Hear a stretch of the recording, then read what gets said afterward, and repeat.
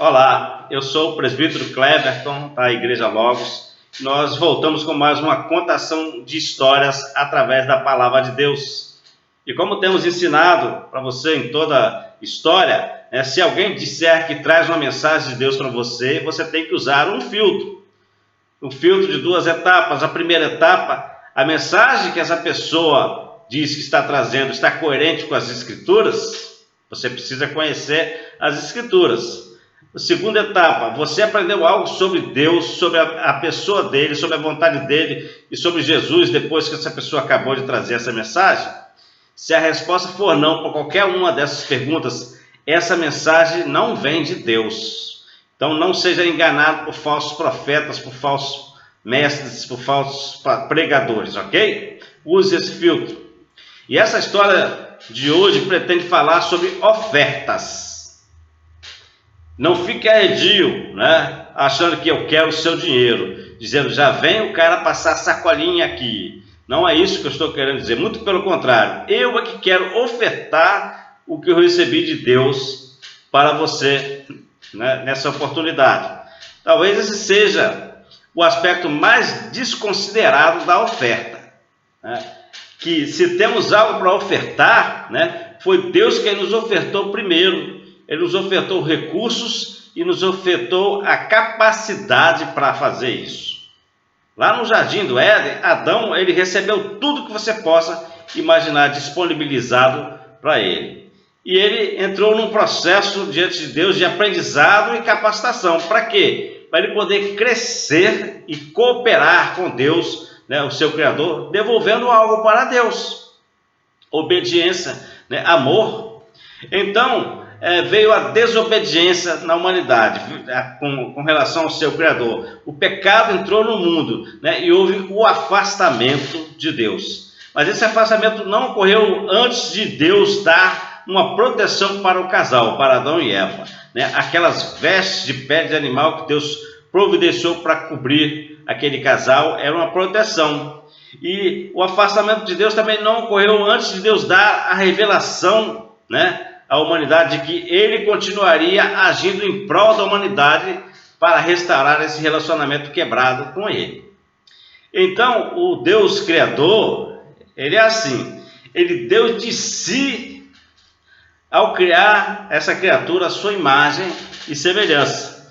E quando essa criatura pecou, desobedeceu a ele, ele deu de si proteção para essa criatura, para que a história da humanidade não terminasse ali, porque a vida só estava nele. E se nós nos afastamos dele, nós estaríamos mortos nos nossos delitos e pecados.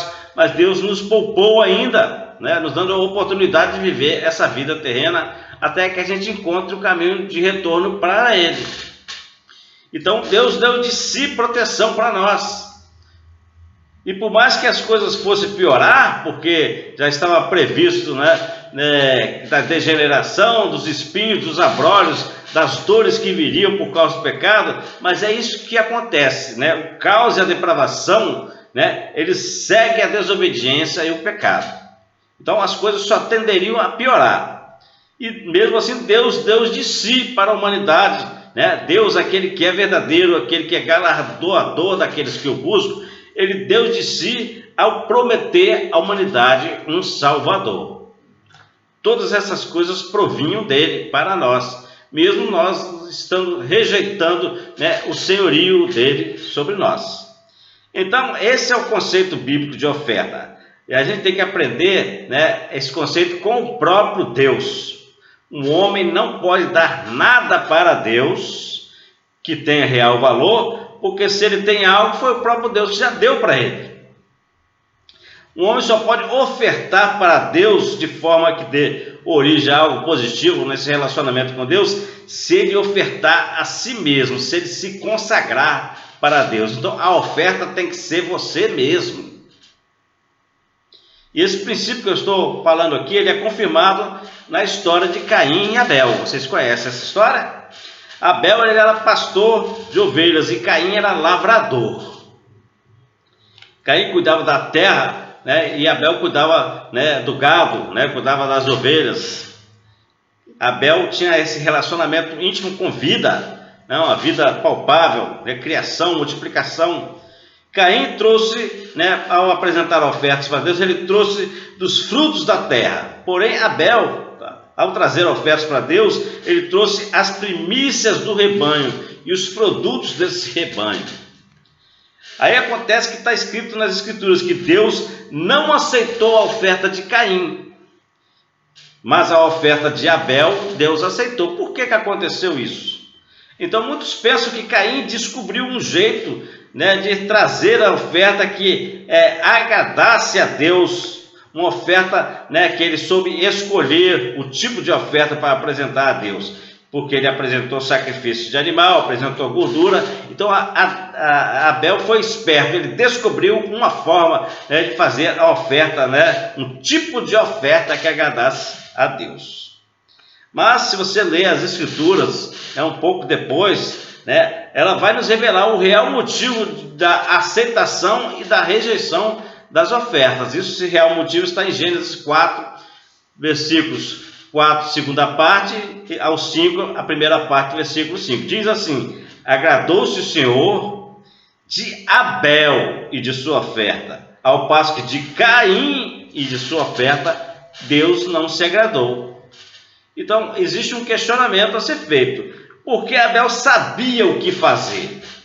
Porque Abel sabia como fazer e para que fazer as coisas diante de Deus. Por quê? Porque antes de trazer qualquer oferta a Deus, de coisas que o próprio Deus já lhe tinha dado, Abel já andava na presença de Deus. Abel já ofertava a Deus, ofertava o seu tempo, a sua prioridade, o seu amor. As Escrituras dizem que Abel era justo, e o sangue dele, assassinado pelo seu irmão, clamava a Deus na terra. Então Abel tinha essa característica. Antes de trazer ofertas para Deus, independente, se fosse de animal, de primícias, do seu rebanho, ele já andava com Deus. Ele era um homem tido como um homem de fé. Ele ouvia a Deus e estava na presença de Deus. Esse era o diferencial, que quando Abel se apresentou para Deus com a sua oferta, Deus aceitou a Abel e a sua oferta. Quanto a Caim, o seu viver era nas suas próprias forças. Você pode ver como ele ficou magoado, como ele pensou só em si, a ponto de, nos seus pensamentos, maquinar o assassinato do seu irmão. Então ele era assim, ele vivia pelas suas próprias forças, e isso impedia ele de conhecer a verdade e a vontade de Deus. É por isso que ele não sabia o que fazer, como fazer e para que fazer as coisas diante de Deus. Daí ele ser rejeitado junto com a sua oferta, porque tudo que ele trazia e fazia era abominável aos olhos de Deus, de acordo com os princípios de Deus. Diz assim a palavra de Deus: o sacrifício dos perversos é abominável ao Senhor, mas a oração dos retos é o seu contentamento. Diz também a palavra de Deus em Provérbios: o que desvia os ouvidos de ouvir a lei, ouvir a vontade de Deus, estar na presença de Deus, aprendendo dele, até a sua oração é abominável para Deus. Então, olha a diferença de um comportamento de Abel de ser aceitável e de Caim de ser rejeitado. Eles não estavam andando na presença de Deus. Caim não andava na presença de Deus, Abel andava. Então você consegue compreender isso, esse princípio? Deus não tem compromisso algum em aceitar a oferta de pessoas más, nem de pessoas que não andam na sua presença. Então esse é o cuidado que nós devemos ter. Primeiro andar na presença de Deus, para depois fazer algo para Ele. O exemplo maior de como ofertar vem do próprio Deus. Nós devemos aprender com Ele. Ele mesmo se ofertou para nos ter próximos dele. Então Ele nos criou a sua imagem e semelhança para que pudesse ter um relacionamento com amor. De amor conosco. Ele nos amou, agora nós devemos retribuir, ofertar esse amor de volta para Ele. Então Ele mesmo se ofertou em primeiro lugar, para nos ter próximo a Ele, nos dar essa oportunidade de retribuirmos essa oferta. Porém as Escrituras dizem que todos pecaram, estão destituídos da glória de Deus. Não há homem algum que consiga fazer algo de aceitável para oferecer a Deus. Então, como nós podemos resolver esse problema dessa aceitação? É só a gente olhar para a humanidade que nós confirmamos isso que a palavra de Deus diz, né? Que todos os pecados destituídos estão da glória de Deus. A gente vê que essa humanidade está corrompida, vê que ela está degenerada, está cada dia pior. Então ela não tem nada para oferecer a Deus que seja aceitável por Ele. E a própria palavra de Deus diz, né, que algo muito importante ia faltar na humanidade no fim dos tempos. E por se multiplicar a iniquidade, que é a depravação, a corrupção, a degeneração, o amor se esfriará de quase todos. Se você não tiver algo para ofertar a Deus com amor, né, nada será aceito de você.